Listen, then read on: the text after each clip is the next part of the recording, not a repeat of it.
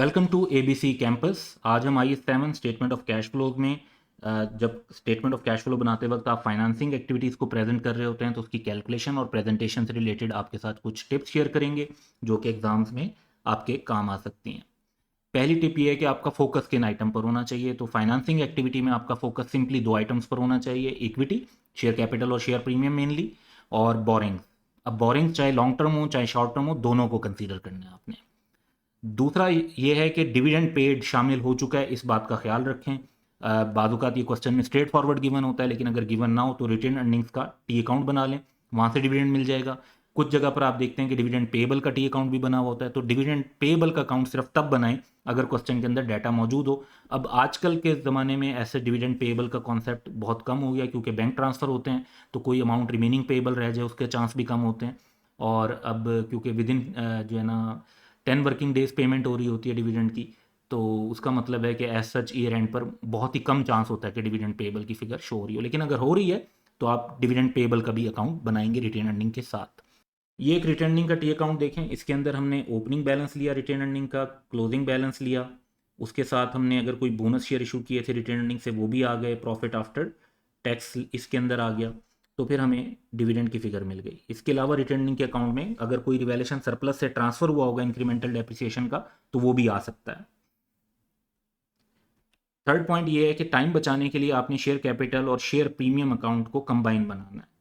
तो ये देखें, जिस तरह शेयर कैपिटल का ओपनिंग बैलेंस लिया और साथ ही शेयर प्रीमियम का ओपनिंग बैलेंस लिया, फिर शेयर कैपिटल का क्लोजिंग बैलेंस, शेयर प्रीमियम का क्लोजिंग बैलेंस, फिर रिटर्निंग से ये जिस तरह से यहाँ से जो ट्रांसफ़र हुआ था वो फिगर आ गई। जो बोनस शेयर इशू होंगे तो कैश के अगेंस्ट कितने शेयर इशू हुए थे वो आपको पता चल जाते हैं, इसको आप फाइनेंसिंग एक्टिविटी में शो कर देंगे।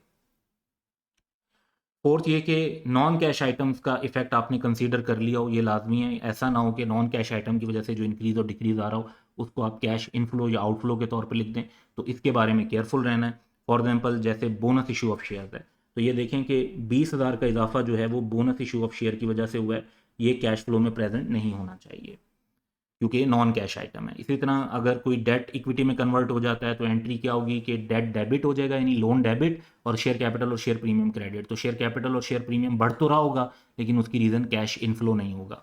या बाद औक़ात नॉन कैश कंसिडरेशन के अगेंस्ट शेयर इशू हो जाते हैं, जैसे property plant equipment debit, shares credit. तो अगर हमने अपने शेयर्स किसी को दे दिए प्रॉपर्टी प्लांट इक्विपमेंट के अगेंस्ट, तो उसमें ये नॉन कैश ट्रांजेक्शन होगी, ये कैश फ्लो में नहीं आनी चाहिए, ना इनफ्लो के तौर पर ना आउटफ्लो के तौर पर। फिर करंट और नॉन करंट आइटम्स को आप जो है ना कंबाइन कर सकते हैं, जैसे लॉन्ग टर्म लोन्स और उनका करंट पोर्शन, उसको कंबाइन कर दें। Long term loan non current में शो हो रहा होगा और करंट पोर्शन करंट लाइबिलिटीज़ में शो हो रहा होगा। या लीज ऑब्लिगेशन होती हैं तो उसमें भी करंट और नॉन करंट में बाइफर्केशन होती है, तो उसका जब टी अकाउंट बनाए तो उसको कंबाइन करते हैं। यहाँ पर आप देख रहे हैं कि ये एक लॉन्ग टर्म लोन है, तो लॉन्ग टर्म पोर्शन और उसका करंट पोर्शन ओपनिंग बैलेंस में, फिर लॉन्ग टर्म पोर्शन और उसका करंट पोर्शन क्लोजिंग बैलेंस में। तो करंट और नॉन करंट आइटम्स को कंबाइन करके आप टी अकाउंट बनाएंगे तो इससे भी टाइम बचेगा। और फिर लास्ट टिप ये है कि कैश फ्लोज जब हैं उनको ग्रॉस बेसिस पर शो करना है। जिस तरह से आप ड्यूरिंग द ईयर बाद औक़ात कुछ लोन ऑब्टेन भी कर रहे होते हैं और लोन का कुछ पोर्शन आपने वापस भी किया होता है, तो ये दोनों चीज़ें अलग अलग शो करनी है। जैसे इस अकाउंट में देखें कि कैश रिसीव भी हुआ है 30,000 का, ये आपको इनफ्लो के तौर पर शो करेंगे आप, और आपने 135,000 का लोन वापस भी किया है तो ये आउटफ्लो के तौर पर शो करेंगे।